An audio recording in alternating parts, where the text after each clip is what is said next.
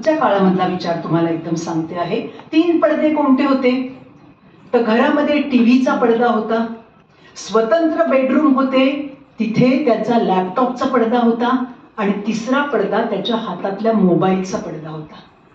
या 3 पडद्यांमुळे झालं काय, हे 3 स्क्रीन्स हे प्रत्येकाला अधिकाधिक व्यक्तिकेंद्री बनवायला लागले. मी जे काय पाहतोय हे माझं पाहतोय.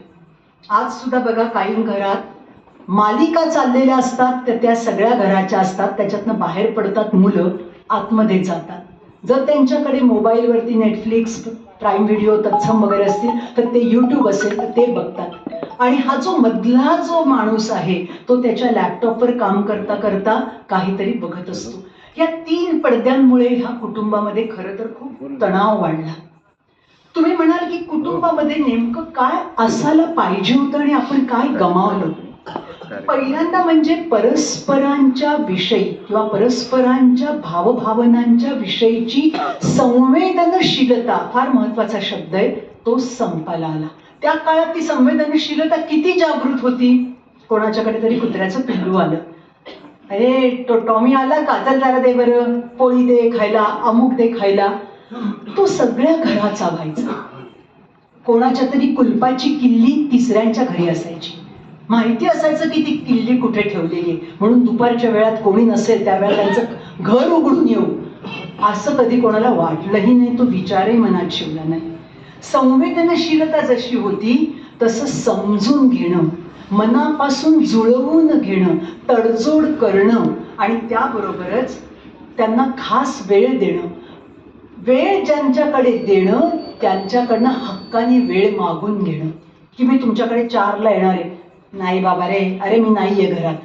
घरात असून सांगणारे की मी नाहीये घरात त्यावेळेला, अशी माणसं नव्हती. ये रे बाबा 4ला, ये 6ला, कधी ये, गप्पा ठोक, गप्पा मारू, असं सगळं वातावरण होतं. म्हणजे इतरांच्या आनंदासाठी झगडणाऱ्या अशी कुटुंबातली ही माणसं होती. मला सगळ्यात त्याच्यातला महत्वाचा मुद्दा वाटला तो म्हणजे मन मोकळं करणं. हे मन मोकळं करणं आणि ज्याला आजच्या काळात आपण शेअरिंग म्हणतो, हे शेअरिंग त्या काळात कितीतरी सहज व्हायचं. कुरडया कोणी करायला गेलं, पापड करायला गेलं, झालं मन मोकळं. त्याच्यामध्ये काही गॉसिपिंग, मग सून काय करते तुझी, होतही असेल, अजिबात नाही असं नाही, पण हा सुद्धा शेअरिंगचाच प्रकार होता.